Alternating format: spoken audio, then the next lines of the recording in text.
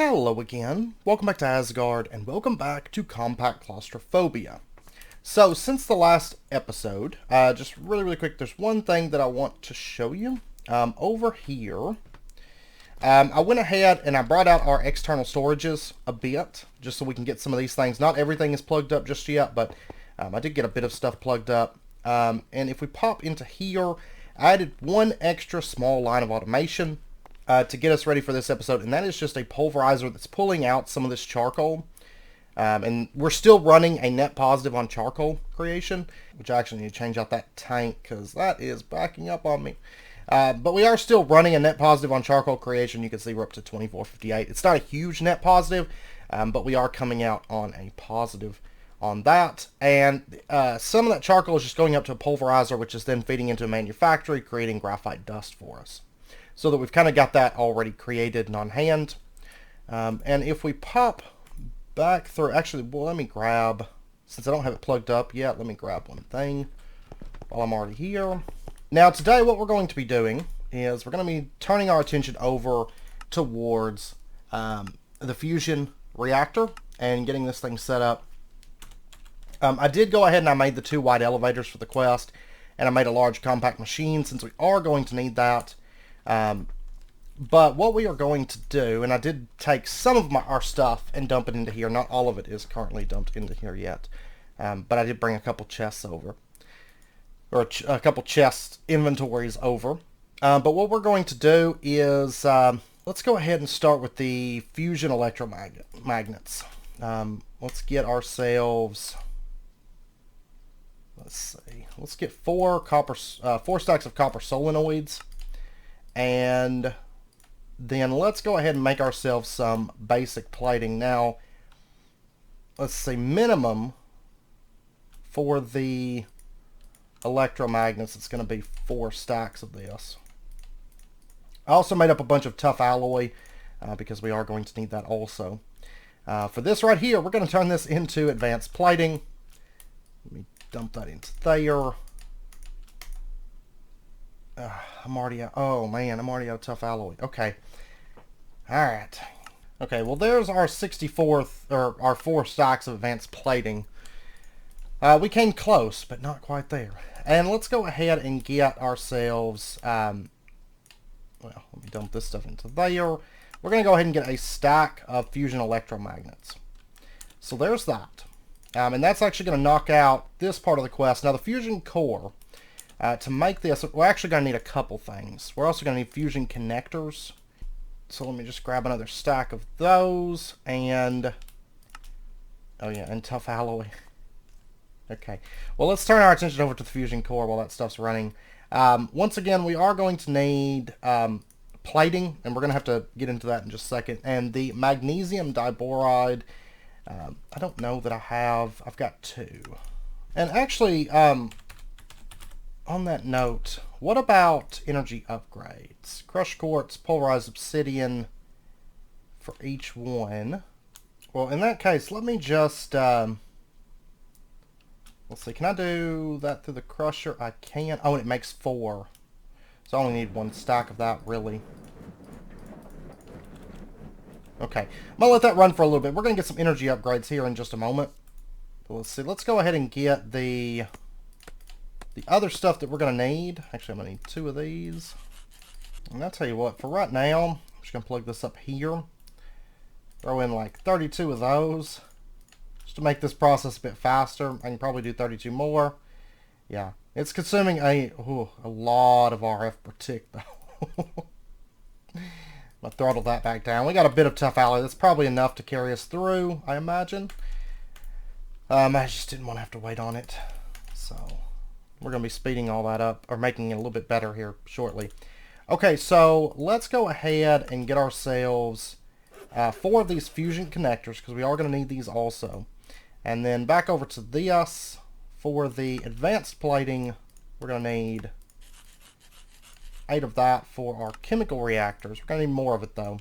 There is one. Oh, I only made 1 of these, I guess. So there's our 2 chemical reactors. Magnesium diboride, there's that. throw those into there. And then all we have left that we need is the elite plating. Now for this, we're going to need DU plating for starters. And this is uranium-238 and sulfur to make DU plating, which isn't too bad. And then some advanced plating. We'll go ahead and grab 4 of those out of tough alloy again. So much. I thought I had a lot. In my head, I was like, oh yeah, this will be good. Alright, so let's go ahead. Let me go grab some. I should have some 238. And we're going to need 16 of that. Put it into there. There is 4 DU platings.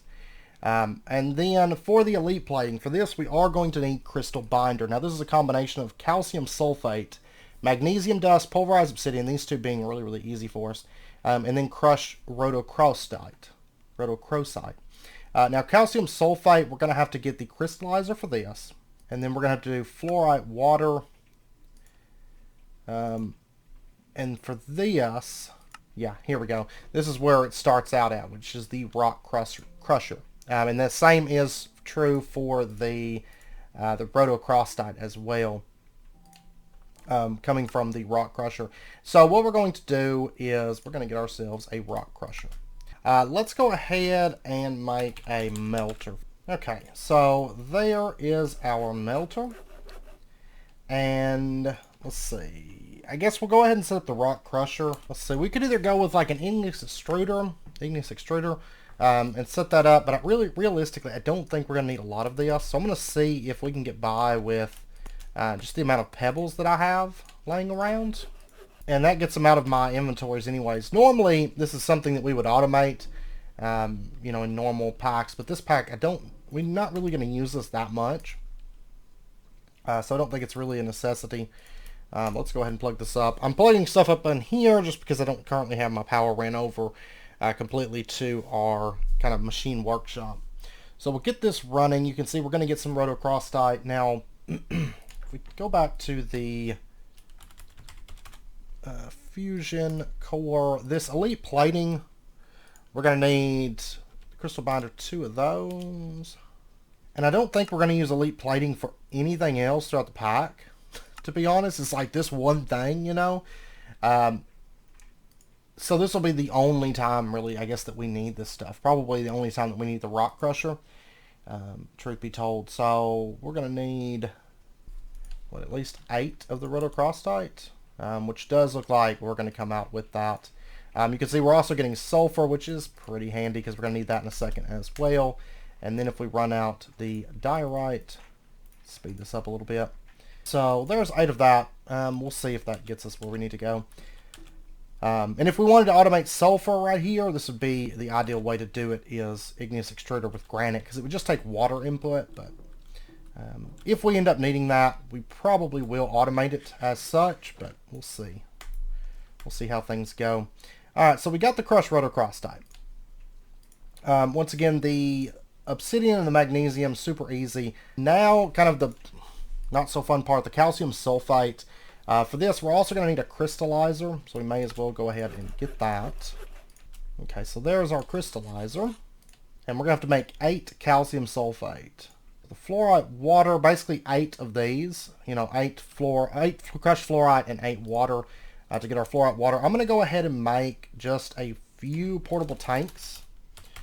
Because we're going to have just kind of a mix of liquids. Normally this would be something we would probably automate. We're going to be automating it here pretty soon, actually, in before too long on Enigmatica. But on here, I just kind of want to get past this part because this isn't something that we're really going to be using a lot of. Also, this is done. I'm going to go ahead and grab that stuff. And what we're going to do with it, we're going to go ahead and pop over and actually craft this out real quick. If we grab, let's go to energy, this right here. Let me go ahead and get a stack of weighted pressure plates, and we're going to get just a, let's throw all this in there. We're going to get a stack of energy upgrades. Whoops, there's that. Stack of those. And these work alongside the kind of the speed upgrades. And we can't really put more of these in, I don't think.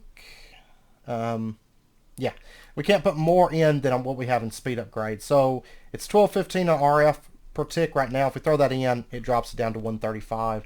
Now without any speed upgrades, this machine's 15 RF per tick. Now if we were to do, say, 57, let's say, it's going to be 870 RF per tick, which is so much better than like 60,000 RF per tick. So much better. So, and you can see that we run quite fast there. And realistically, I guess we could go ahead and speed this up even more. It's 975 RF per tick now, and it is running at maximum speed. So that's going to make our tough alloy creation a bit better. Even though I think this is probably enough that we're not really going to need this, but at the moment, I'm sure we'll need more tough alloy. But I had it running, of course, with the hoppers before, but this is a lot faster, especially for on-demand crafting. So I actually had a melter over here. I forgot about it, but that's okay. But let's go ahead. Another machine that I want to go ahead and make is the Fluid Enricher. This right here. All right, so there's the Fluid Enricher. And with this, we can actually make one of the liquids that we're going to do. Let's go ahead and pop over and do that real quick. All right, so we'll put down our Fluid Enricher. I've got 8,000 millibuckets of water. We're going to go ahead and throw that in. And we'll go ahead and throw these in as well. Throw in our crushed fluorite, and that's going to turn that into fluorite water. So we're going to go ahead and just bottle that up. There we go. And that's one of our liquids done. Now the other thing that we're going to need to make our calcium sulfite is going to be sulfur trioxide. Or sulfuric acid, I'm sorry. And to make sulfuric acid, we are going to need sulfur trioxide. So basically, you can look at this as 8 crafts of everything, because that's 8 crafts, or that's, 666 is 1 craft.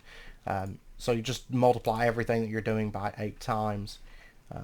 Now, the sulfuric acid is going to take water. It's going to take sulfur trioxide, which is a combination of oxygen gas and sulfur dioxide. That's really the easier way to do it. If you have ethylene or something set up, you can do it that way as well. But we're going to be going for the sulfur dioxide, and we're going to have to get molten sulfur and oxygen gas. Oxygen gas we can get from just electrolyzing water. So we are going to need the electrolyzer right here, and basically just a lot of water at this point. Water and a little bit of sulfur. So, but let's go ahead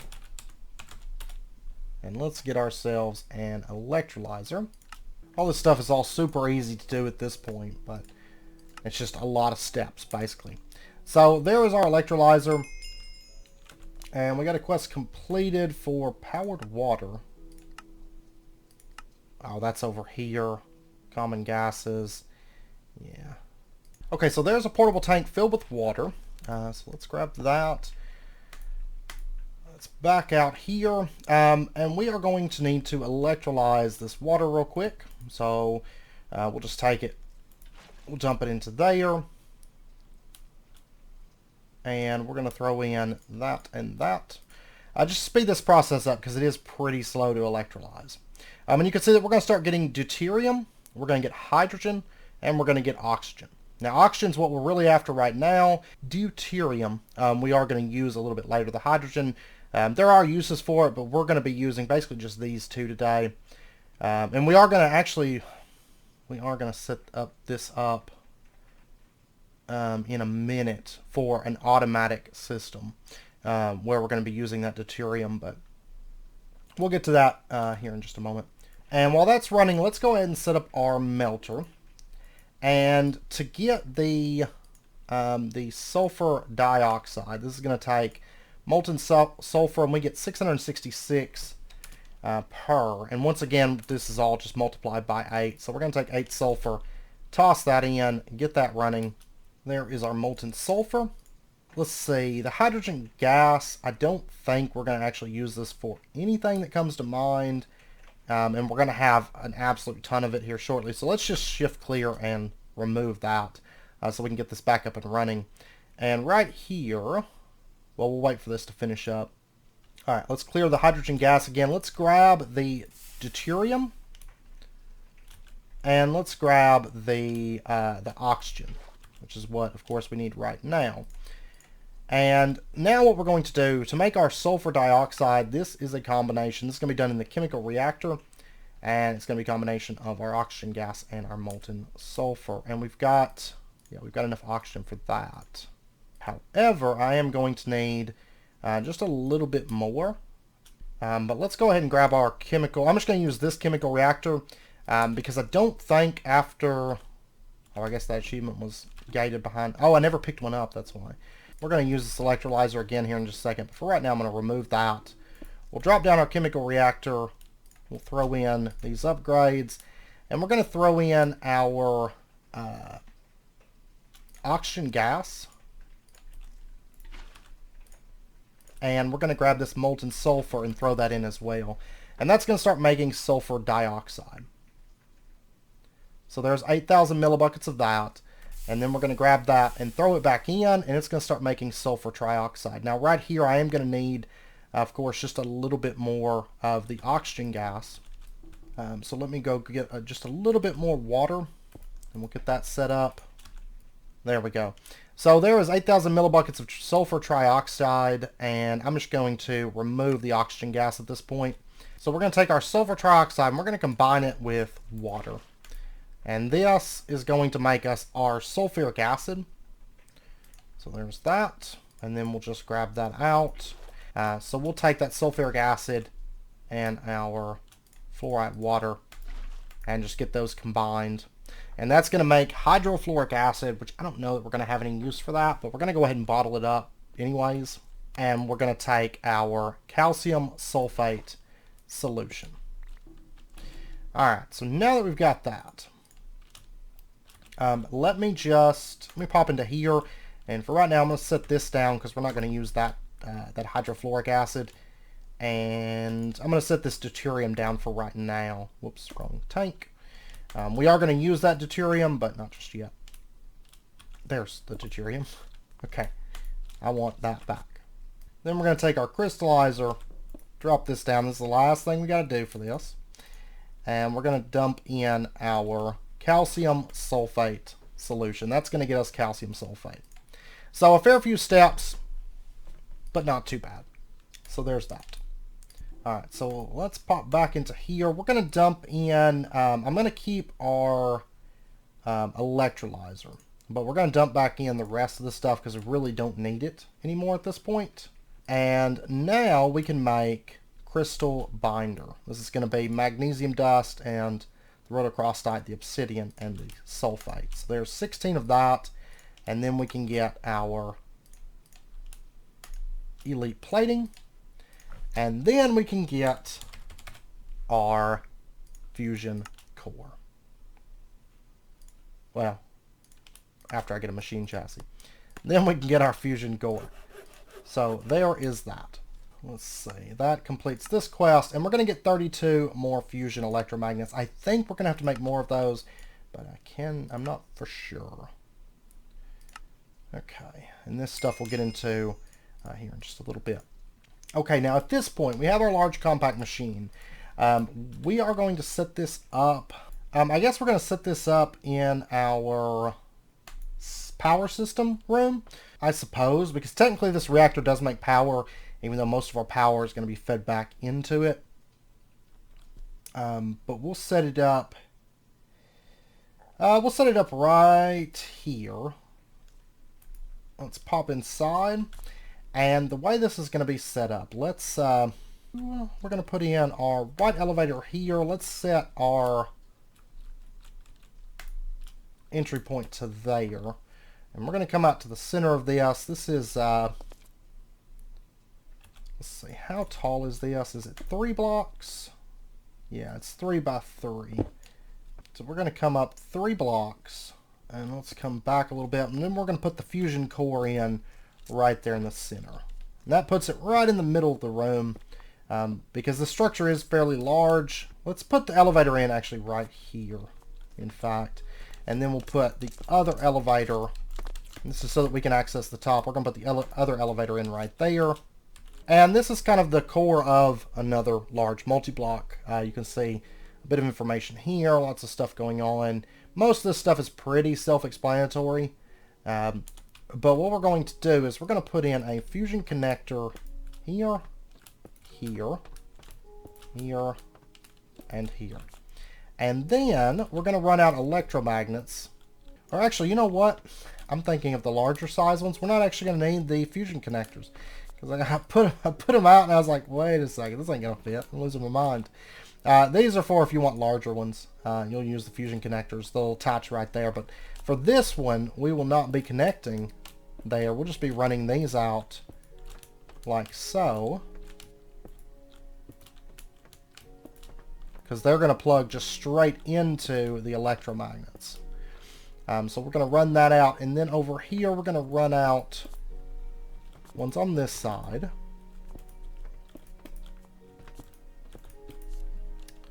And I did a tutorial. This is all pretty much the same as it was. Now, I can't remember. I believe one goes there. I think so. We'll find out. We shall find out. But we're going to set this all up. I did a tutorial for this forever ago. Nothing's really changed. But it has been a little bit since I have done that. And I'm a little bit rusty on this. We were actually about to set one of these up on our first round of Enigmatica before the server went down. You know, we were working on some nuclear craft stuff. And I actually had a room built for this, or started building a room for this, when the server died on me. So, and then we're just going to run it along the top here. The middle is going to be hollow, so you don't have to put anything into there. And I think the stack and a half is just enough. Yeah, there we go. Okay, so there is the actual multi-block. It says emagnets.power. That's these right here. Now at this point, this is what the aluminum that I already threw into the system is for. And of course the elevator just makes it easier to move back and forth because we're going to be accessing the bottom of that, setting it up with power. So let's pop in, and we don't need those fusion connectors. If you're making a larger one, you do need them. And so I'm not used to building these as like the minimum size, I don't guess. But let's go ahead and get ourselves some aluminum wire. Let me get a bit of wool. And then can I get some aluminum wire? There's 60.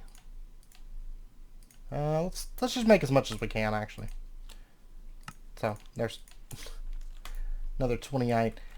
Alright, so what we're going to do, we're going to run this out, and then we've got to actually, you know, plug it up to tunnels.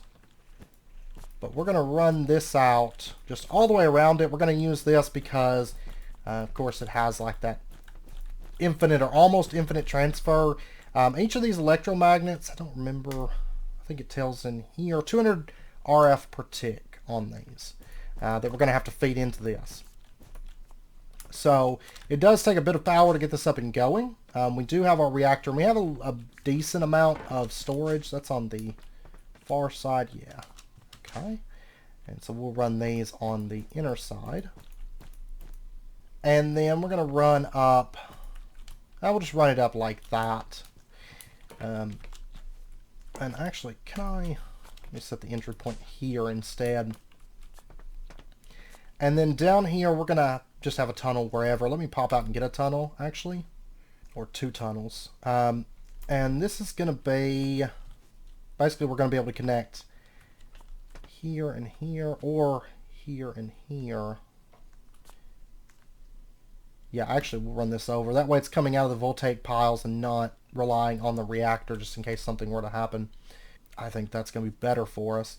So let's do, this one is going to be on the upside aluminum wire. And you can see that these are getting charged. They're turning green. That means that they do have power. Technically we could snip this off though. Because it's going to be, yeah, you can see it's draining these out. It's not really what I want to do. Let's pull that off for just a minute. We'll let these die back down. I don't need this to run until I'm ready to actually run it, and I'm not quite ready to run it. Just a second. And then let's pop down here, and we're going to run out. We're going to have a tunnel that sets here, and this is going to be on the north side aluminum wire. And we're going to run out our wire there, and then we can just run it up whenever we're ready. But before we do that, we need to set up our electrolyzer. Because if we take a look at, I think it'll say on here, if we take a look at the fusion core, yeah, but it might actually be best just to look up the glowstone. To make our energized glowstone, we are going to need the neutron irradiator. And what this does is it's going to take the destabilized redstone, which is of course easy for us to get, and neutron fluid, and it's going to create energized glowstone for us. As well as molten potassium hydroxide, which I don't know if there's any real use for this that we're going to have. Potassium, water, oxygen gas, ethylene, and potassium fluoride solution. I don't think so. So we might just dispose of that for the time being. But then this, of course, this energized glowstone, then we can use that to make, we have to use cryothium. Okay, that's fine. It doesn't matter, but interesting. But we can use 1,000 millibuckets of that to get 4 glowstone. So to get our neutron fluid, there's a few different recipes that we can use for making that. And there's, I think most of it's like 10 and 5 for the neutron fluid. I don't think there's anything really higher than that. And the easiest way to go about this is the deuterium-deuterium combination.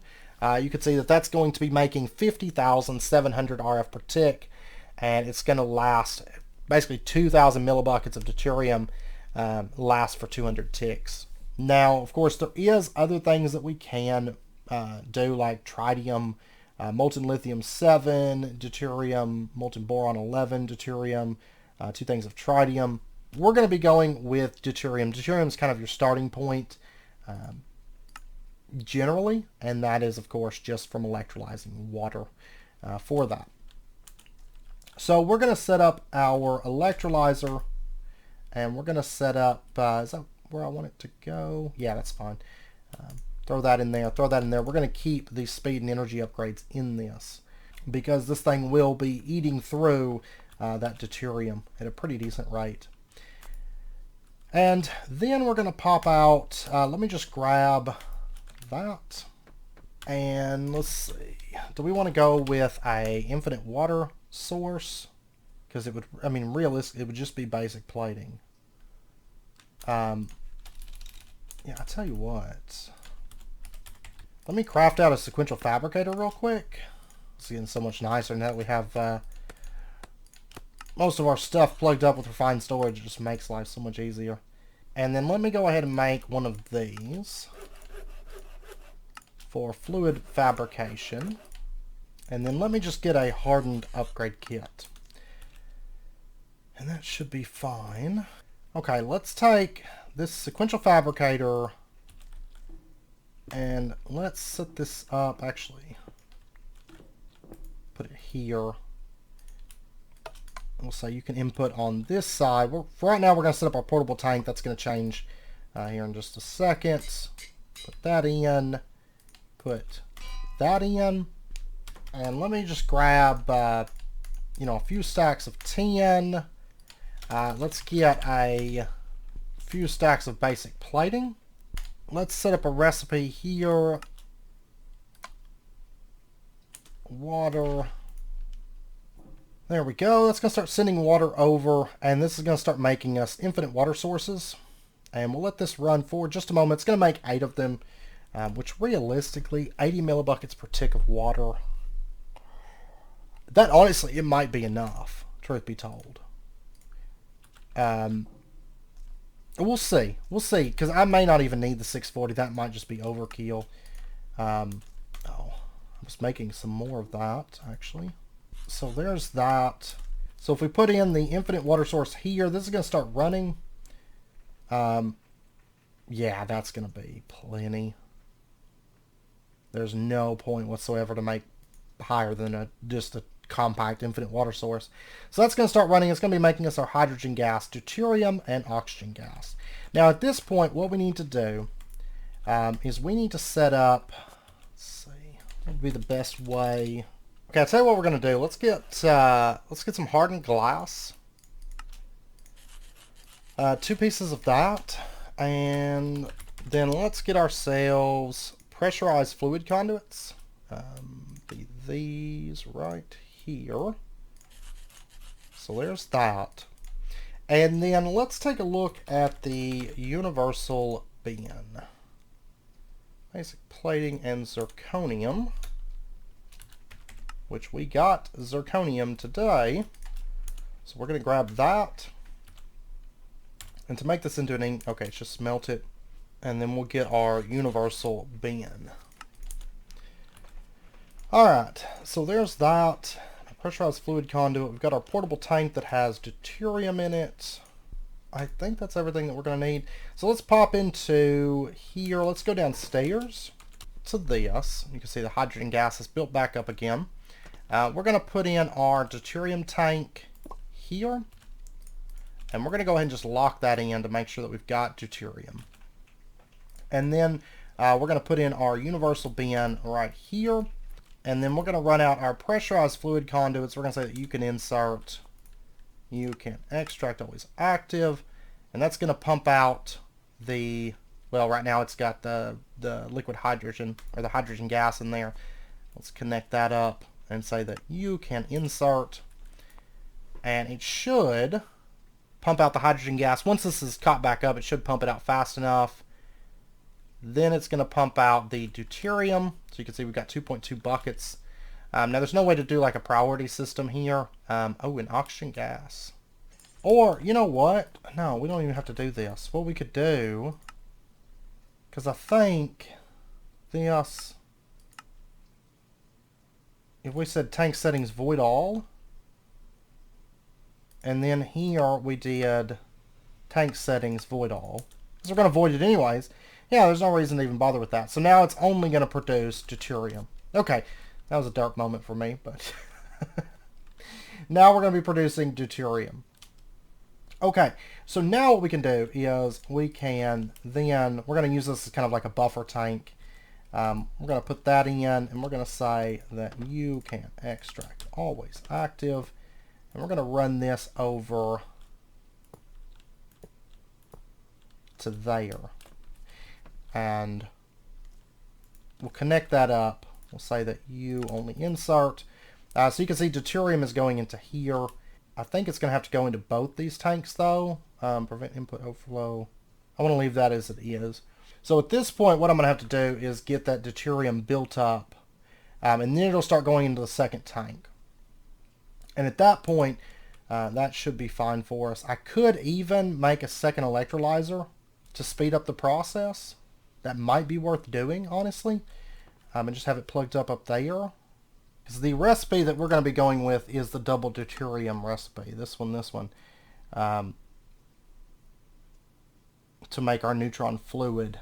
Yeah, so I'm going to get more voltaic piles, and I may set up another reactor between episodes. Just so that we have enough power to run this. Now, once this is actually up and running, and it starts up, the thing to bear in mind is that this is going to be producing power. So it's going to be making 50,700 per tick.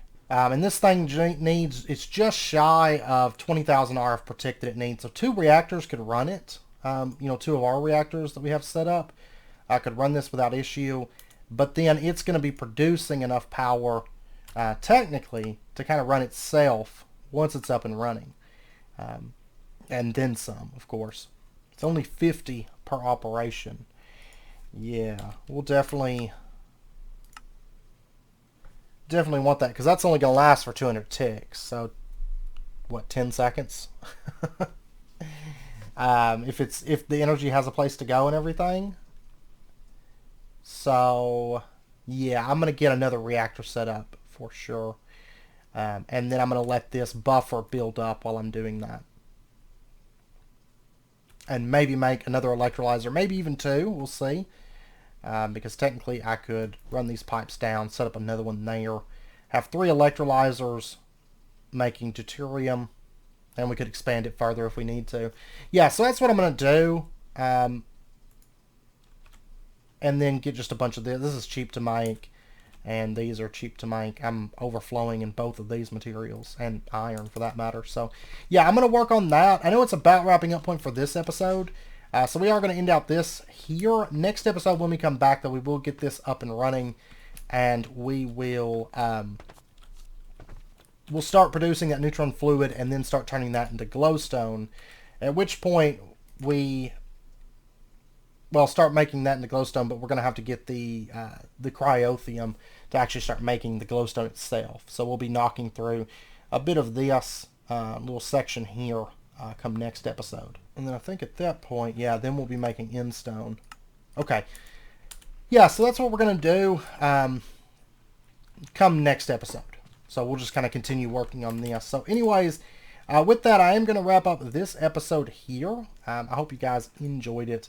If you did, as always, be sure and hit that like button and go ahead and subscribe if you're not already. Stay updated with when new videos come out, and I hope to see you guys next time. So until then, as always, do take care, stay safe. I'll see you guys then.